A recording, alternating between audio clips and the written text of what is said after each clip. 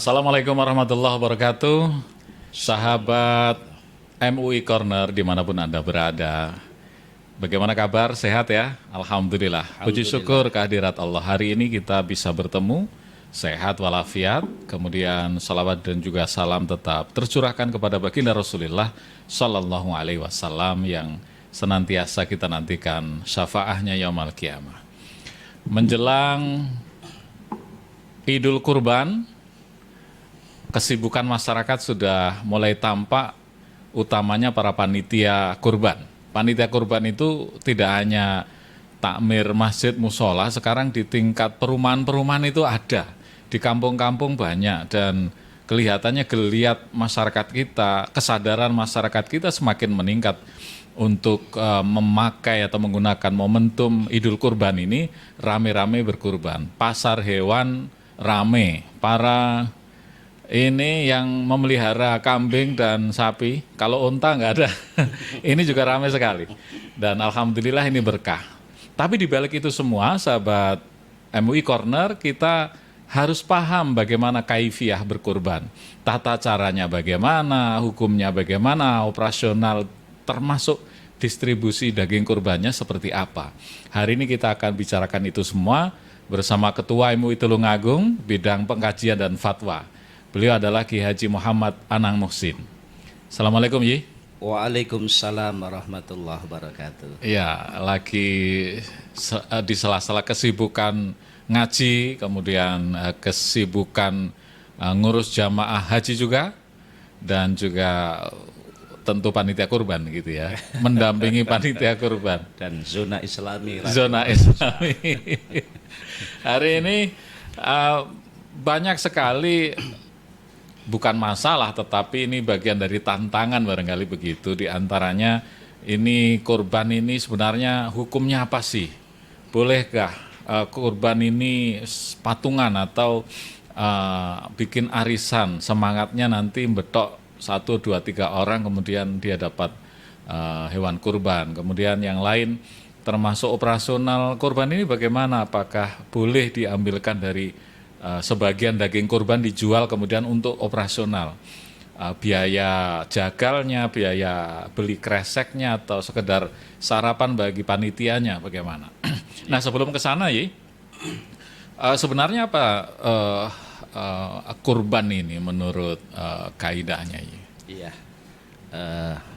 Assalamualaikum warahmatullahi wabarakatuh. Waalaikumsalam warahmatullahi wabarakatuh. Bismillah, alhamdulillah, wassalatu wassalamu ala rasulillah wa ala alihi wa sahbihi wa mawalah.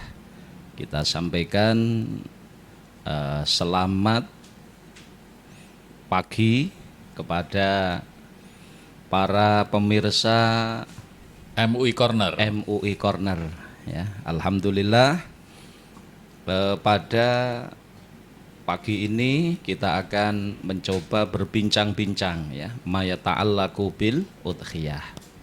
Jadi tadi ditanyakan pertama, mal udhiyah wa ma adraka mal udhiyah. Kurban itu apa?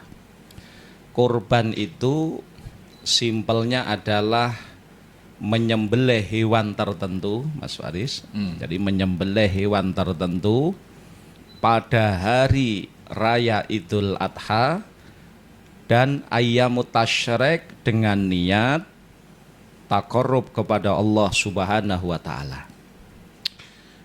Dari takrif ini, jadi yang pertama, kurban itu adalah menyembelih hewan tertentu. Ya. Apa hewan tertentu niku?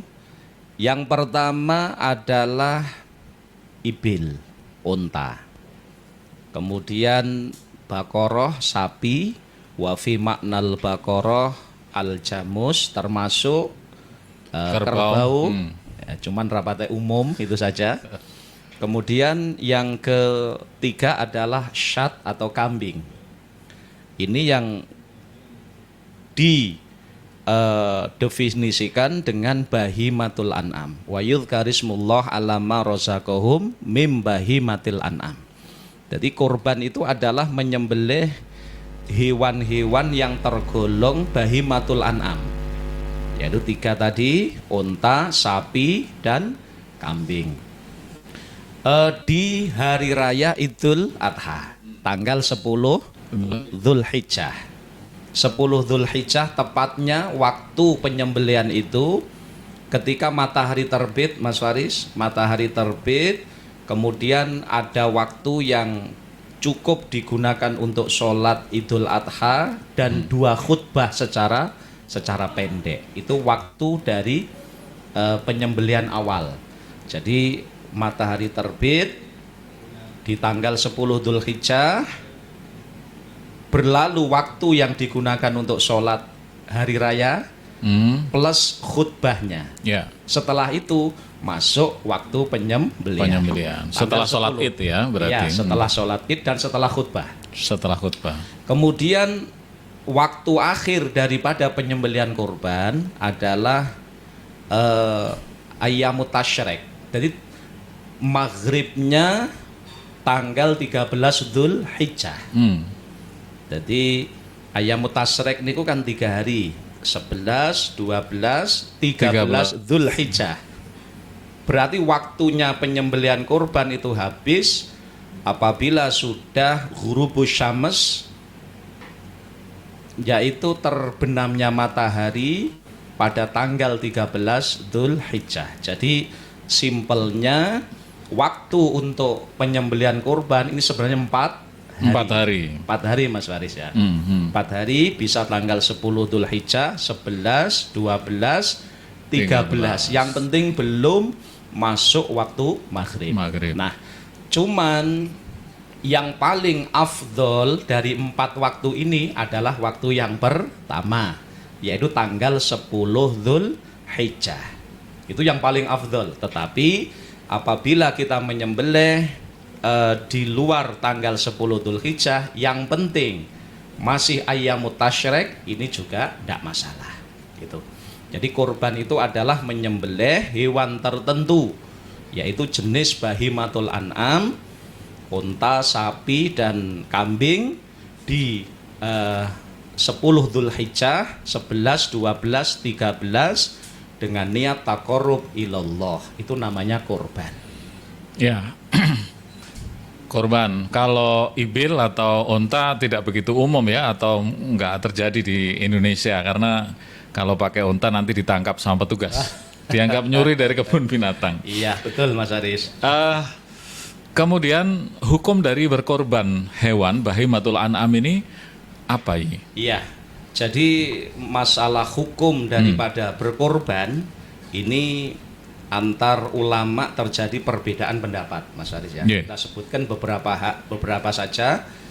Yang pertama, kalau menurut mazhab Imam Malik, Imam Malik termasuk Imam Abu Hanifah itu mengatakan hukum kurban adalah wajib, tapi catatannya bagi orang yang mampu. Orang yang mampu, orang kaya itu wajib melaksanakan kurban menurut Imam Abu Hanifah termasuk Imam Malik. Namun kalau menurut Imam Syafi'i, hukum daripada kurban bukan wajib tetapi sunnah muakkadah alal kifayah. Kalau menurut mazhab Syafi'i, kurban itu hukumnya adalah sunnah kifayah, tidak wajib kecuali ada nazar. Nanti kita jelaskan, nazar itu ada hukman atau hakikian. Jadi kalau pandangan Imam Abu Hanifah termasuk Imam Malik, kurban itu hukumnya adalah wajib bagi mereka yang kaya, yang mampu. Ini diantaranya didasarkan pada satu hadis Nabi SAW mengatakan, man kana lahu sa'ah walam yudahi fala yaqrabanna musallana, kata Nabi. Jadi barang siapa yang diberi kelapangan biaya, ya, kemudian walam yudahi, tidak mau kurban, kata Nabi SAW, fala yaqrabanna musallana, jangan mendekati musola kami. Nah, ini kalau menurut Imam Abu Hanifah, Imam Malik, ini diartikan bagi orang kaya kok tidak mau kurban ini berdosa. Maka dari sini hukum korban adalah wajib menurut Imam Abu Hanifah, Imam Malik. Malik. Tapi catatannya bagi orang kaya, orang yang mampu. Sementara menurut mazhab Imam Syafi'i, mazhab kita, hukum korban adalah sunnah muakkadah alal kifayah. Tidak sampai wajib kecuali ada nazar. Ada nazar. Muakkadah ini maksudnya ya, sunnahnya sangat dikukuhkan.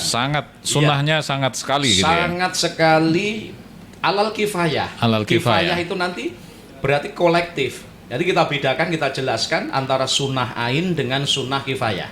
Kalau korban menurut Imam Syafi'i adalah sunnah kifayah.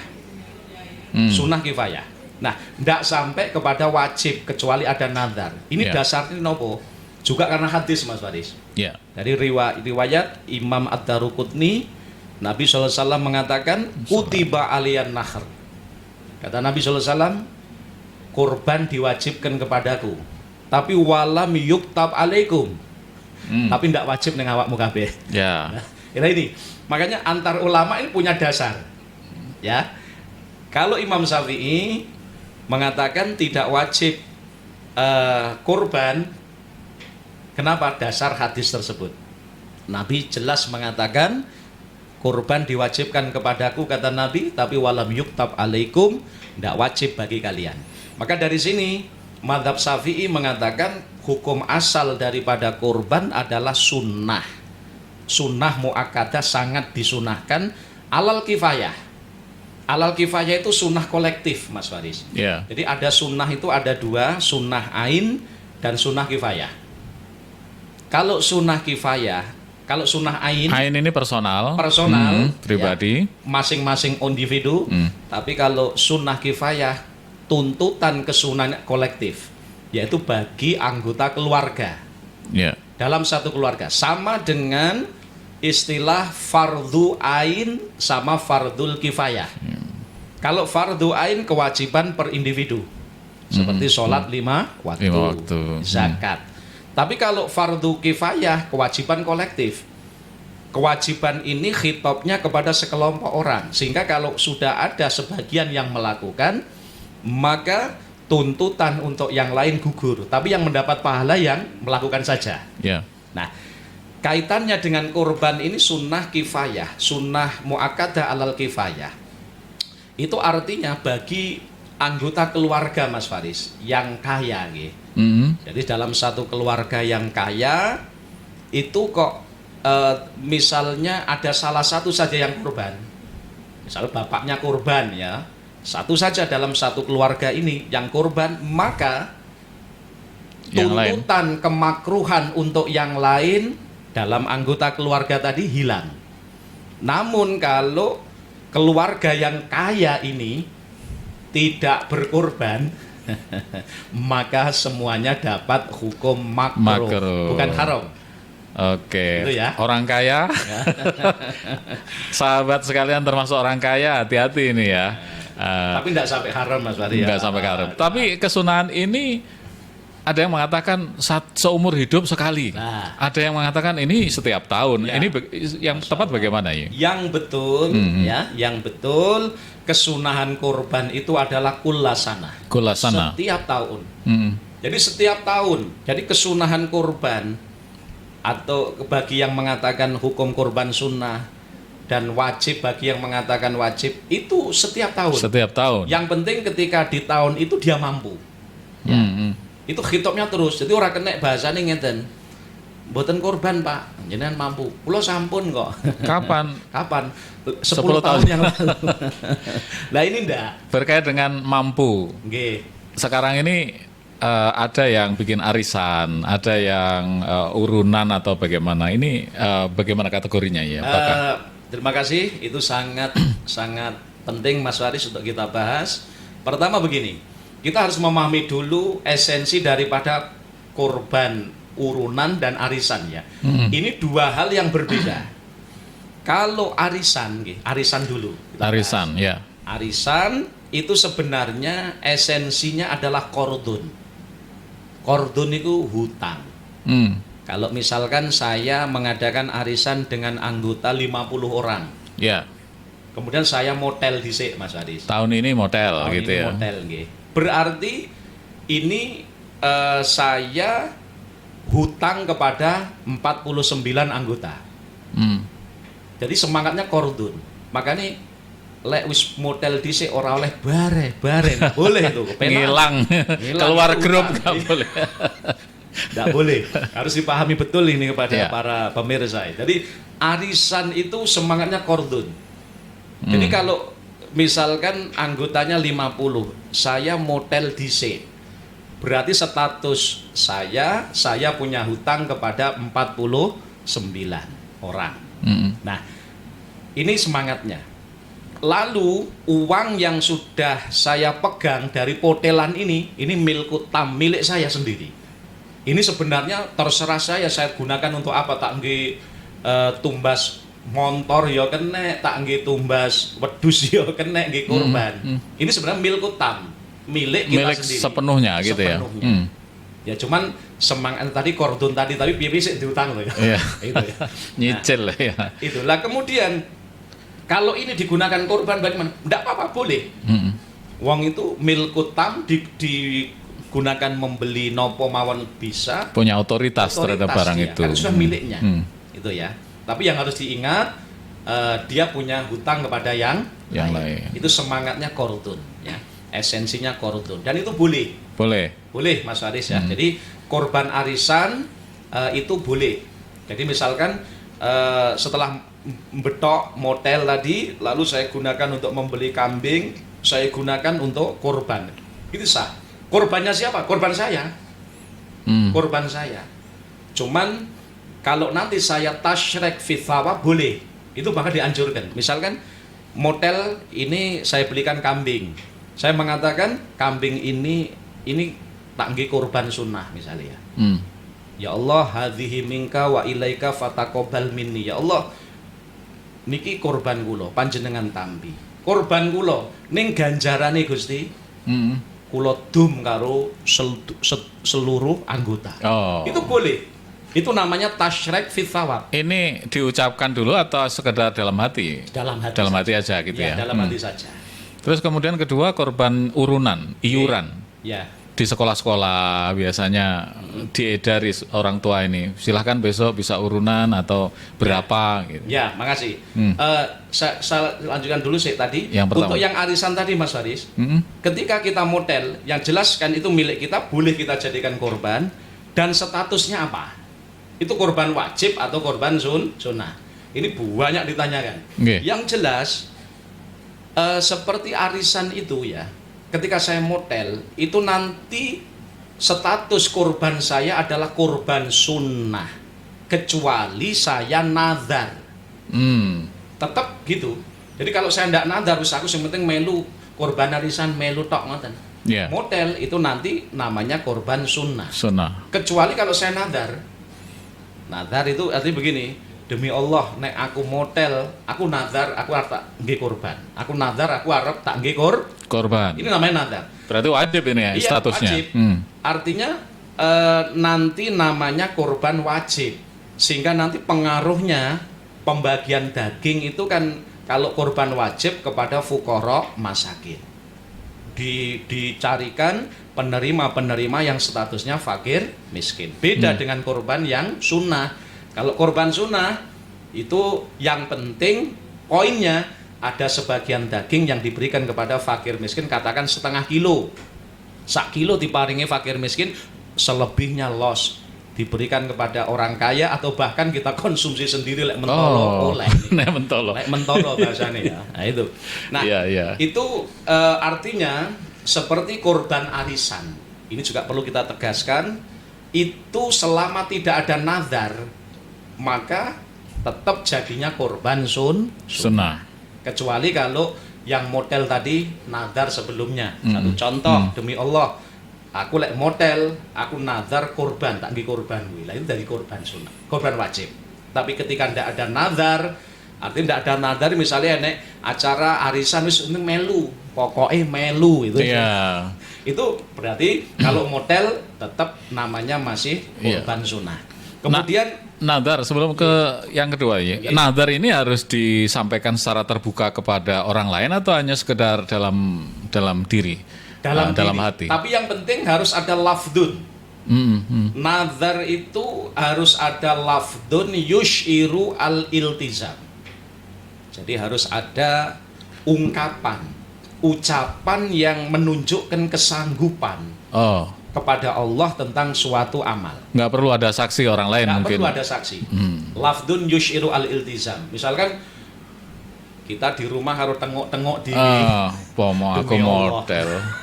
Lek aku model, aku nadar tak nggih korban. Nah itu masih ndak ada saksinya. Ini. Harus lafdun ya. Artinya lafdun ini harus dilafatkan. Harus dilafatkan. Kalau hanya dalam hati belum masuk. Itu tidak termasuk nadar. Ini nadar niku harus ada ucapan, lafdun, yang lafat ini mengesankan atau menunjukkan menyanggupi. Ya. Menyanggupi sesuatu kepada Allah yang tidak diwajibkan. Gitu. Nah, kemudian yang kedua tadi masalah urunan Mas Ari ya. Urunan, okay. Jadi kalau arisan tadi kan itu korbannya masing-masing orang. Kalau urunan niku semangatnya sebenarnya korban masing-masing, cuman biasanya kan dikumpulkan. Dikumpulkan, misal kalau satu sapi kan, kalau madzhab Syafi'i nggih, satu sapi itu bisa menjadi korbannya orang 7. Baik orang 7 tadi satu keluarga atau beda keluarga. Bahkan di situ baik niatnya sama atau tidak. Contoh, yang 3 orang korban wajib, yang 3 orang korban sunnah, kemudian yang 1 akikoh, itu boleh. Atau bahkan yang 3 orang korban sing papat satu lahmin dijual dagingnya, itu juga boleh. itu pokoknya patungan. sapi itu 7 ya, sirkah 7 orang gitu ya. 7 orang. Itu baik itu niatnya sama atau niatnya berbeda-beda. Cuman nanti kalau niatnya berbeda-beda, setelah disembelih harus dibagi 7. Dibagi 7 itu teknis caranya. Tapi kalau napa niku niatnya sama Mas Waris, jadi 7 orang semuanya korban sunnah semua, itu jelas wis. Lebih gampang itu ya. Ya artinya setelah disembelih dengan niat-niat ini tadi, itu langsung dibagi tidak masalah. Tapi kalau ikhtilaful qasdi, perbedaan tujuan, itu nanti misalnya yang 3 untuk korban, yang 2 akikoh, sing kalih tinggi jagal, didol dagingnya. Lah itu nanti berarti yang untuk korban kan 3. Setelah dibeleh, lalu dibagi 7 dulu, di atas namakan yang korban. 3 bagian. Kemudian yang akikoh. Sebab nanti kalau akikoh itu sunnah diberikan dalam keadaan matang. Sudah siap disantap. Siap disantap, tapi kalau korban itu sebaliknya. Ni'an, dalam keadaan mentah. Tapi artinya berserikat di dalam satu sapi untuk 7 orang boleh. Dan ini madzhab Syafi'i. Meskipun kalau madzhab Imam Malik Mas Waris, makanya kita mencantumkan ini ben ngerti-ngerti ya. Kalau madzhab Imam Malik, korban itu harus satu keluarga. Baik dengan seekor sapi atau seekor kambing. Itu madzhab Imam Malik.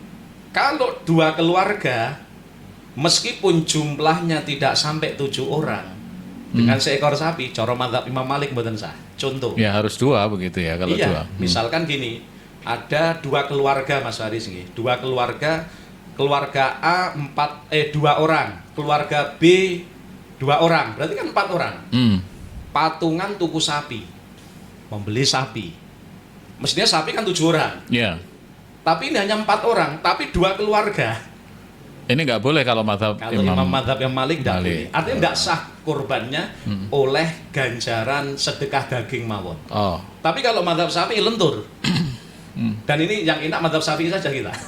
Patungan masjid-masjid itu ya, meskipun satu sapi dari 7 keluarga yang berbeda tidak masalah. Tapi persoalannya kalau di lembaga atau sekolah itu misalkan itu ada ratusan orang kemudian urunan dibelikan kambing atau sapi bagaimana ya? Nah, Itu jadi kan yang sah atas nama kurban kalau sapi untuk urunannya 7 orang. Lah kalau sapi urunannya 10 orang Nggih. atau satu kambing urunannya lebih dari satu, ya sak kelas urunan selawian ewu dikelompokne lalu dibelikan kambing di atas nama nih iki kurbane wong sak kelas. Itu Ya. bagaimana?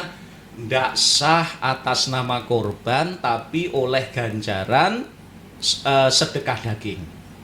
Lek cara kula jangan dilarang ini wong latihan korban. Ya, latihan. Itu bukan Semangatnya korban. lagi. Iya, semangatnya ben ada ghirah semangat. Iya. Itu bukan korban. Tapi latihan korban. Lalu apakah dapat pahala? Dapat pahala, tapi bukan pahala korban. Tapi pahala sedekah daging saja. Yang harus dipahami begini. Loh kok dibedakan antara pahala korban dengan pahala sedekah? Kalau kita korban Mas Faris ya, kita korban dengan seekor kambing. Korban kita sah. Lalu sebagian dagingnya kita sedekah, pahala kita 2. Ada pahala korban sendiri, pahala irokoh, mengalirkan darah. Dengan seekor kambing penuh kita dapat, lalu kita dapat pula tambahan sedekah dengan daging yang kita sedekahkan. Tapi kalau niat penyembelihannya itu di atas namakan salah satu guru, Ya, salah satu siswa begitu, untuk kambing bagaimana ya? ya, itu sebenarnya ada celah, cuman ojo diakali. Begini maksudnya, ojo diakali. Oh jangan-jangan ya, diakali itu ya. Iya. Ya, gini maksud saya. Itu umpama dalam satu kelas Mas Faris. Ya. Satu kelas niku wabeh sepakat siswane kita urunan nyumbang bu guru atau nyumbang pak guru. Ya. Jadi orang satu kelas nyumbang pak guru atau sedekah atau terserah apa bahasanya ya. Pokoknya tali asih atau apalah ngelumpuk nih pengumpulan dana untuk pak guru. Lalu setelah dana terkumpul dibelikan kambing. Kambing diserahkan kepada pak guru. Lalu diniati napa korban kangge pak guru dhewe wong takne pak guru sudah diberikan. Berarti para siswa tadi dapat pahala sedekah. Ya. Sedekah tadi. Lah kemudian kambing ini setelah sudah diterima pak guru atau bu guru atau salah satu anggota pengurus itu tadi sudah diberikan kepada salah satunya, lalu dijadikan korban. Niki korban kula. Hadhihi Allahumma hadhihi minka wa ilal fataqabbal minni. Ya Allah niki korban kula. Niki korban kula ning pahalane kula dum karo kabeh siswa. Itu boleh. Tapi harus dipahami dulu para siswa tadi. Jadi orang kok napa niku para siswa tadi kalau dalam contoh niki Iya. itu nyumbang Pak Guru, ngono lho ya. Nyumbang. Tapi kalau semangatnya kabeh ayo urunan engko tinggi tuku sapi, tinggi tuku napa kambing. Nggih korban guyon gitu. Lalu kok bahasa basinya hanya di atas namakan kan ya etok-etok niku. Lah aku ora nyumbang kok, aku niat aku dhewe kok. Lah ndak sah nanti. Iya, Jadi iya. artinya sebenarnya ada jalan. Tapi caranya ngoten wau. Wong sak kelas nglumpukne urunan disedekahne nang ngene. Mbuh terserah siapa, ketua kelas atau gurunya. Yang penting sedekah loh ini ya. Iya, iya. Terus yang sudah terkumpul tadi itu berarti kalau sudah diterima oleh yang diberi, berarti milik dia. Lalu dibelikan kambing. Tinggi korbannya sing diparingi niki wau. Lalu setelah itu dijadikan korban, pahalanya didum, itu boleh. Seperti itu. Nah, sahabat MUI Corner Tulungagung dimanapun Anda yang belum subscribe, yang silahkan Anda juga berkomentar di laman komentar kami. Nanti kita akan respon ya. Mungkin tidak hari ini, tapi dalam episode podcast MUI Corner berikutnya nanti kita akan respon, termasuk mungkin ada tema-tema menarik yang menjadi usulan sahabat sekalian. Saya teringat sih, ini apa mungkin menjadi adat di Indonesia itu, misal ada seorang pejabat yang berkorban di momentum Hari Raya Kurban ini. Sapi berapa, Pak Presiden misalkan, ini korbannya banyak sekali. Nah ini kalau itu dari uangnya pribadi atau aset pribadi yang memang niat untuk berkorban, ini kan nggak masalah. Tetapi bagaimana ketika itu diambilkan dari kas negara misalkan atau APBN, APBD? Ini apakah juga masuk dalam kategori korban yang disunahkan tadi atau hanya sedekah biasa nih? Nggih. Terima kasih Mas Faris. Jadi begini ya. Jadi memang seorang pemimpin itu ketika korban, berapapun korbannya, kalau menggunakan uang pribadi No problem. nggak Yeah. ada masalah. Tapi kemudian ketika menggunakan uang baitul mal bahasanya, uang negara. Uang negara, ya, kas negara lah ya. Ini harus hati-hati betul. Ya, hati-hati betul. Memang ada sebagian ulama yang memperbolehkan. Jadi seorang pemimpin, imam itu berkorban tapi untuk rakyatnya. Atas nama untuk rakyatnya dengan menggunakan baitul mal, uang dana dari negara yang memang alokasinya itu untuk itu, tapi dengan syarat ini tasa'al mal. Kalau memang harta itu melimpah. Nah, cuman kita harus hati-hati di sininya ya. Satu, harta melimpah. Jadi artinya kondisi keuangan negara atau baitul mal itu dalam keadaan apa? Melimpah. Surplus. Nggih, kalau dalam Tidak defisit gitu ya. Nggih, kula saya tidak bisa mengandai-andai, tapi yang penting saya tekstual dari kitabnya ini tasa'al mal. Ketika harta keuangan negara itu melimpah, longgar, ya berarti tidak ada yang lebih penting lagi, sudah tidak ada, apalagi tidak punya hutang gitu ya. Ya itu bisa, bisa. Dan itu bukan atas nama pribadi, tapi atas nama masyarakat. Nah, itu syaratnya satu, ini tasa'al mal. Yang paling penting harus digarisbawahi ini tadi Mas Faris. Ini tasa'al mal. Oke, ketika longgar keuangannya. Berarti mafhum mukhalafah itu pundi? Kalau tidak longgar ya tidak boleh. Cuman kita kan tidak wong biasa, orang kita kan bukan pelaku. Kalau bukan pelaku kita tidak bisa memastikan hukum, tapi rambu-rambunya. Ya. Yang penting bisa ini tasa'al mal. Satu itu. Yang kedua, uniknya korban yang dilakukan oleh imam atau pemerintah dengan harta baitul mal ketika ittisak tadi, ketika longgar, ya itu tidak bisa menggugurkan khitab tuntutan korban untuk dirinya.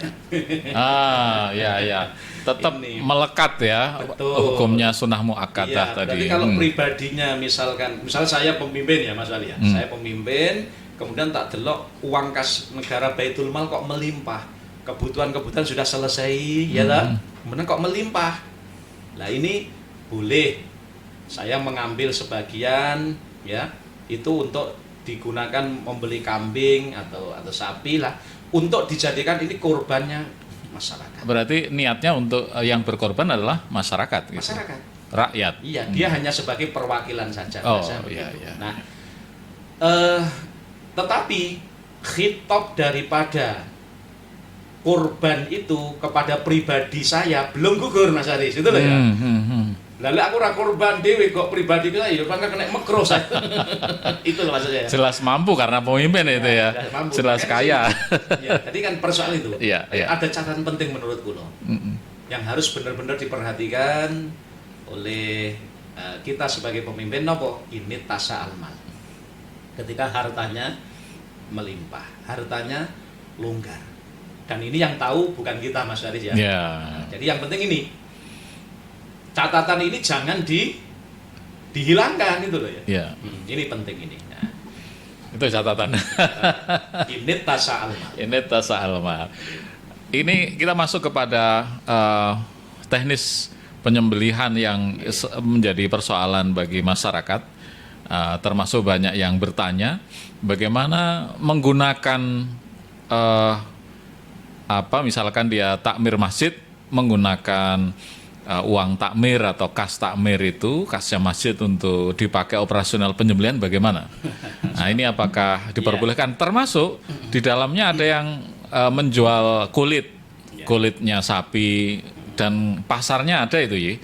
Penadahnya ada, maksudnya begitu, yang siap untuk membeli. Apakah diperbolehkan itu menjadi bagian dari teknis kaifiah berkurban?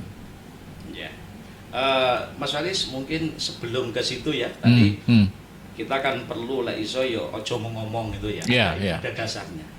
Jadi masalah korban dari pemimpin tadi loh ya. Oh ya. Imam tadi itu dalam kitab Tuhfatul Muhtaj, di sana dijelaskan wa yusannu lil imam ayyudakhiya min baitil mal anil muslimin badanatan fil musalla wa ayyan haroha binafsihi rawal Bukhari. Jadi artinya bagi imam itu disunahkan, boleh untuk menyembelih korban min baitil mal, dari keuangan negara. Tapi anil muslimin, bukan atas nama pribadinya. Ya, atas nama muslimin. Anil muslimin, badanatan itu ya. Itu yang pertama. Yang kedua, wa anna lil imam, ini dalam kitab Nihayatul Muhtaj. Wa anna lil imam adzabha anil muslimin min baitil mal init tasa'a. Ini kata kuncinya yang kita garis bawahi tadi. Ini tasa'a. Iya, wa anna lil imam, sesungguhnya seorang imam itu boleh untuk menyembelih korban. Ya. Anil muslimin. Bukan untuk dirinya tapi atas nama orang-orang muslim. Ya. Min baitil mal, dari kas negara. Tapi syarat ini, poin penting, iku kudu digedhek nih, poin penting init tasa'a. Apabila kas tersebut longgar. Berarti mafhumnya niki Nihayatul Muhtaj juz 8 halaman 144. Nah, niki menurut kula, tetapi dengan korban yang dilakukan imam dari Baitul Mal ketika Baitul Mal ittasa tadi, itu tidak menggugurkan napa niku tuntutannya, wala yaskutu bi fili at-talab anil aghniya. Jadi begini. Jadi kan tadi imam boleh dari Baitul Mal ketika ittisa, hartanya itu longgar untuk mengambil sebagian untuk digunakan korban anil muslimin. Lalu dengan korban ini lantas termasuk dirinya kalau dia kaya, kemudian orang-orang muslim sing sugih berarti wis ilang tuntutane. Tidak. Wala yaskutu bi fil at-talab anil aghniya. Berarti tetap ya sing sugih-sugih masih ngono nih ya pangkah korban no, itu loh ya. Pakai uang pribadi maksudnya iya, begitu. harus pakai uang pribadi. Ya. Ini artinya perlu kita apa yang kita sampaikan kita dasari dengan ibarat tadi itu ya, Ya. supaya tidak. Jadi kata kuncinya ini, sebab itu kadang rawan memahaminya, ada yang sepihak mawon Mas Ali. Mengerti ini oleh tok. Tapi ndak ndelok bagaimana keuangan Baitul Mal ini. Cuman kita juga ndak bisa memvonis itu loh ya. Yang penting rambu-rambunya. Tidak dalam kapasitas menilai sekarang ini kondisinya surplus apa defisit begitu. Yang penting seperti ini ya. Yang penting boleh kalau misalnya Mas Faris mungkin tahun depan jadi pemimpin. Iya. Nah itu kalau Baitul Mal kas negara itu misalkan longgar, boleh semacam ini ya. Tapi dilihat dulu ittisa atau tidaknya. Kemudian terima kasih. Kenapa Mas Ari tadi? Operasional untuk korban ini dibebankan kepada siapa? Gini, harus kita pahami. Ya ini yang harus benar-benar dipahami neng mudhohi orang-orang yang korban di tengah masyarakat. Jadi harus kita ingat begini. Korban itu adalah ibadahnya orang yang korban, mudhohi. Jadi sing oleh ganjaran yo mudhohi. Nah, mestinya asline sing wajib menyembelih, kemudian bolengi, ngadai kresek, termasuk membagikan. Membagi. Itu sebenarnya merupakan kewajiban dari orang yang korban. Ini harus dipahami benar di sini. Cuman karena dalam korban itu ada sisi maliyah yang kuat, sehingga boleh untuk diwakilkan Mas Faris. Misalnya sing korban kulo, meskipun jane sing wajib mbeleh kan kulo asli. Tanggung jawab kan saya wong korbanku kok, ibadahku. Nah, cuman kalau saya tidak mampu, saya boleh mewakilkan. Atau meskipun saya mampu, aku tak wakilnya nyembelih si fulan, boleh. Kemudian wes aku gak mungkin aku bolengi, aku gak mungkin ngadai kresek dhewe, wes njaluk tulung dibantu dibikin masyarakat. panitia begitu. Nah, berarti di sini yang harus menanggung beban kebutuhan-kebutuhan untuk penyembelihan, untuk ubur rampen, nyiapi kopi, kadang yang nyiapi rokok barang, kemudian sarapan itu ya. Ini aslinya menjadi kewajiban dari orang yang korban. Aslinya begitu Mas Adis. Ya kecuali wong-wong sing ewang-ewang karo nggo sarapan dhewe lah ya. Tapi ya mosok ngono ya. Padha karo kebangetan ini. Kebangetan. Iya. Nah, ini berarti kewajiban itu adalah dibebankan kepada diri orang yang mudhahi tadi. Ya. Nah, lalu sekarang sebagian mungkin kalau ada, ini ada praktek yang ndak pas. Ngapunten bahasanya ndak pas apa? Korban yang dilaksanakan misalkan dibentuk panitia di masjid atau di musola, lalu biaya nyembelih, biaya sarapan, ubur rampen gitu ku kresek, biaya bensin ngeter-ngeter gini diambilkan dari kas masjid. Umpama ada yang seperti itu, ini ndak boleh. Ndak boleh mboten pareng. Ndak boleh. Mboten pareng, larangan ya. Larangan. Kenapa? Ini sudah berarti di Basul Masail kan. Kenapa? Karena kurban itu bukan ibadahnya masjid, bukan. Menggunakan malul masjid, milkun masjid, kas masjid hanya boleh digunakan untuk kegiatan masjid. Misalkan ada pengajian di masjid yang mengadakan masjid, atau bahkan sebagian infak masjid digunakan untuk kesejahteraan. Contoh nyiapi kohwah, kopi. Itu tapi dengan syarat idza zada ila imarotiha. Lek dengan cara niku kok nyebabne jamaah mundak rame. Wah, ayo tak jamaah ning kono nang warung ngopi. Tapi lek ngopi tok baru ngono mulai ya aja. Itu ya. Walaupun yang korban ini adalah jamaah setia masjid di situ, bahkan dia donatur di beberapa kegiatan misalkan, ini tetap nggak boleh ya. Yang penting paugerane Mas Waris.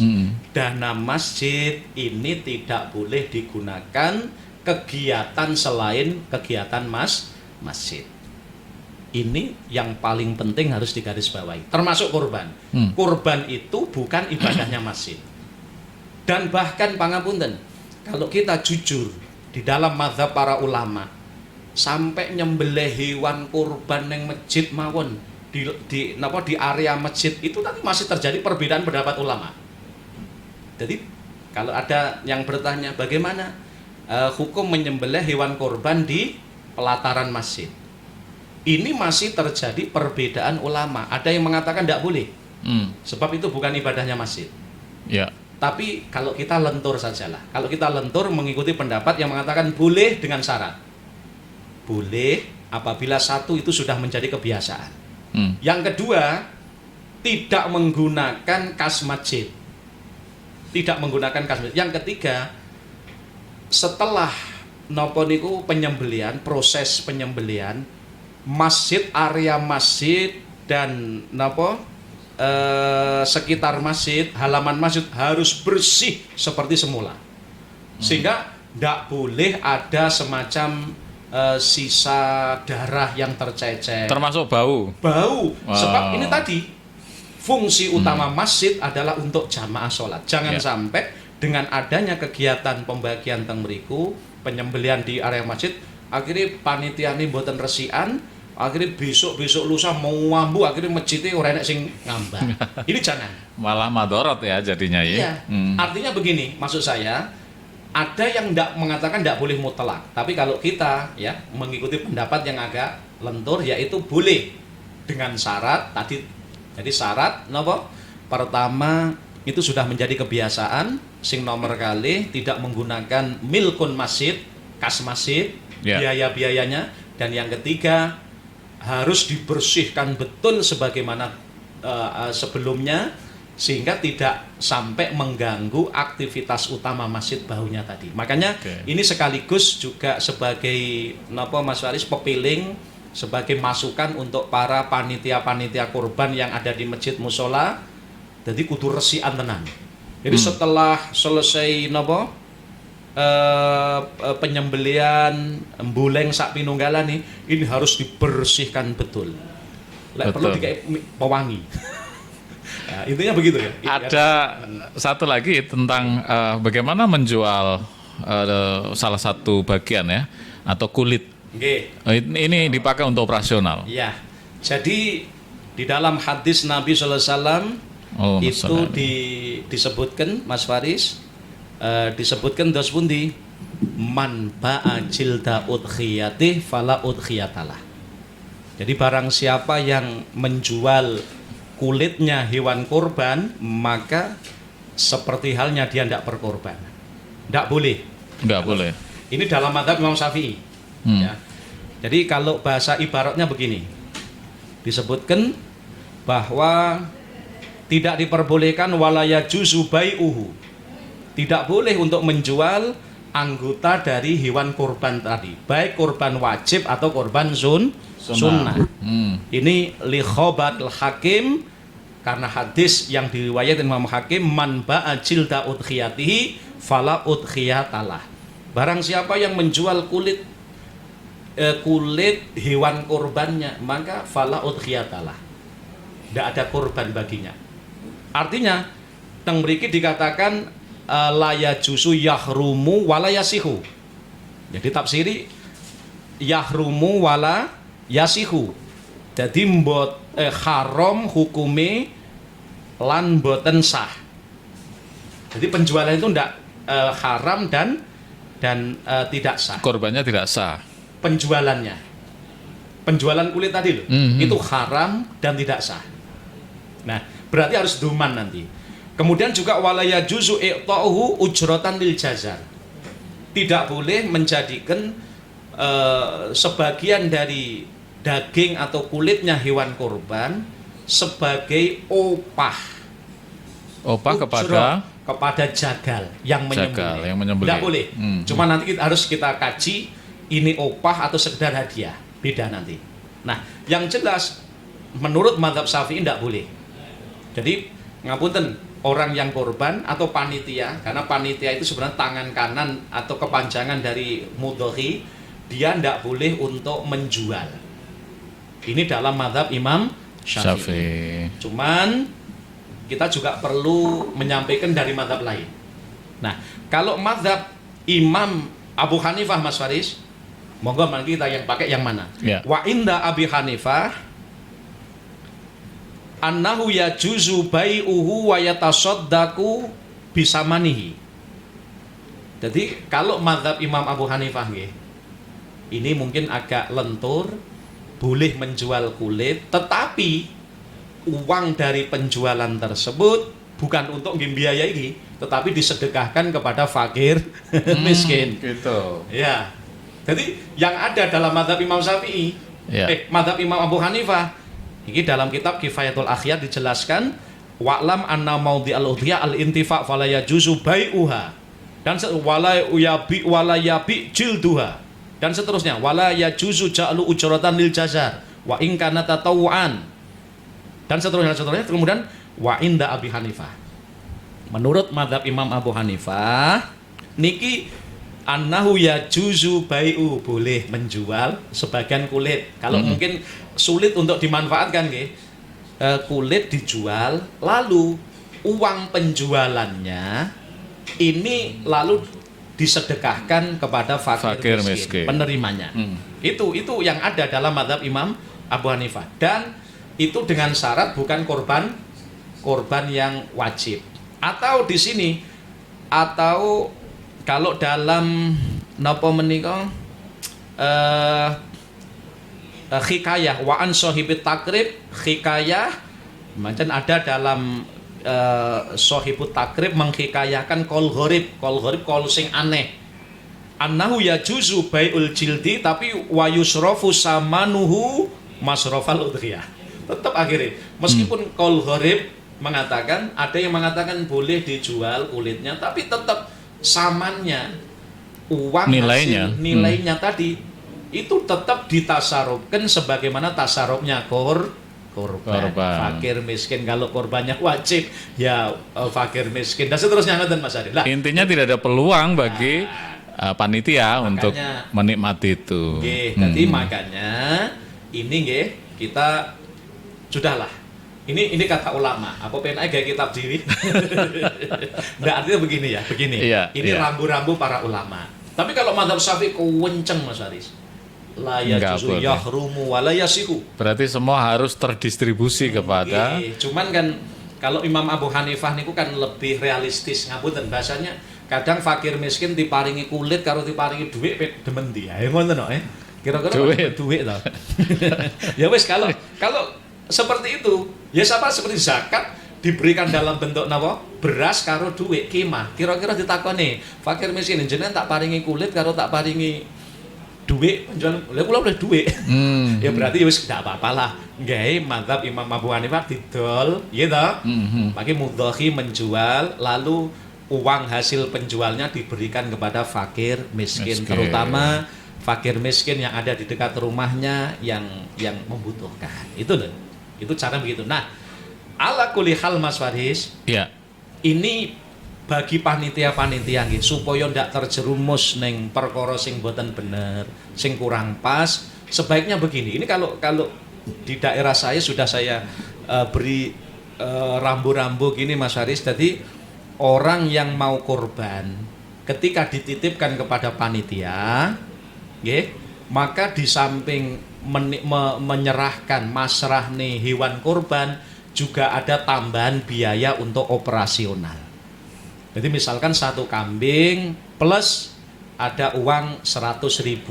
100.000 ki gantine nyapi kopi, sarapan, udut, tingwi niku Mas Haris ya. Lah daripada nyarep kalau ndak mau seperti itu, ya mungkin wis gak usah ngono, engko tak sarapane tak teri. Nah, monggo kopine tak geke. Tingwi ini tak, lah itu monggo, tapi untuk praktis biasanya begitu. Sekarang alhamdulillah sudah banyak yang melakukan ini Mas Faris. Ya. Artinya panitia kurban ini kalau dia nggak mau torok dari uangnya sendiri ya, itu memberikan masukan kepada aturan yang ingin titip hewan kurban di panitia ini sekaligus menambah ada biaya operasional. Ya ini pura kok tinggi golek bati mboten, tapi nggih kebutuhan tadi misalnya satu kambing 100.000. Contoh begitu. Ya. Sedikit lagi termasuk pemanfaatkan kulit untuk misalkan beduk musola, beduk masjid ini bagaimana ya? Oke. Kalau itu dari korban sunnah boleh Mas Faris. Boleh ya? Boleh. Yang penting yang tidak boleh dijual, muawadhah yang tidak boleh. Jadi misal korban sunnah Mas Faris, iya. Saya korban sunnah sapi, maka kulitnya itu tidak saya bagi, tetapi digunakan beduk, dimanfaatkan sendiri boleh. Oh. Itu malah boleh kalau begitu. Yang penting tidak dijual. Tidak dijual. Kalau madzhab Syafi'i loh gini. Kalau madzhab Syafi'i tidak dijual. Digunakan beduk boleh. Terbangan sendiri boleh. Oke. Terus kemudian tadi untuk korban. Tapi koyetnya tadi korban sunnah loh. Sunnah ya. Kalau korban wajib Nazar. semuanya harus ditasarufkan fuqara masakin. Tidak boleh digunakan untuk itu. Nanti beda kalau yang menggunakannya fakir miskin. Gini Mas Haris, ini perlu juga kita genahne supaya tidak salah paham nggih. Kalau korban sunnah, misalkan saya korban dengan seekor sapi sunnah, maka intinya kan begini. Intinya ada sebagian daging yang sudah saya berikan ke fakir miskin. Selebihnya masih hak saya. Hak saya itu entah saya berikan kepada siapa terserah. Atau bahkan sebagian saya gunakan untuk tadi kulit itu tak nggih beduk boleh itu. Orang yang korban boleh menggunakan itu untuk korban sunnah. Kalau korban wajib nazar, ini orang yang korban tidak bisa seperti itu. Kenapa? Karena ada kewajiban mensedekahkan semua dagingnya kepada semua anggota korban tadi, hewan korban kepada fakir miskin. Mudhoki tidak punya hak untuk menikmati. Tidak punya hak, sudah hilang statusnya. Nah, Adapun fakir miskin yang menerima kulit boleh liyatasarrafu bil bai' wa ghairihi. Lek bagi penerima yang statusnya fakir miskin, dia bebas menggunakan untuk apapun. Misalnya Karena itu sudah miliknya gitu ya. milik utang, didol ya oleh itu ya. Tapi kalau penerima yang statusnya orang kaya itu hanya diafah atau it'am saja. Maka ada perbedaan di sana. Penerima yang statusnya kaya dan penerima yang statusnya miskin itu ada perbedaan, Mas Aris. Orang kok dimutlak nih. Kalau orang kaya menerima sebagian daging hewan kurban sunnah, itu statusnya hanya nopo it'am, diafah it'am, untuk dikonsumsi saja. Tidak boleh lalu dijual. Misalnya seorang kaya menerima daging kurban sunnah, lalu digawa neng tukang jagal didol, tidak boleh. Apalagi dapatnya banyak. Tidak boleh.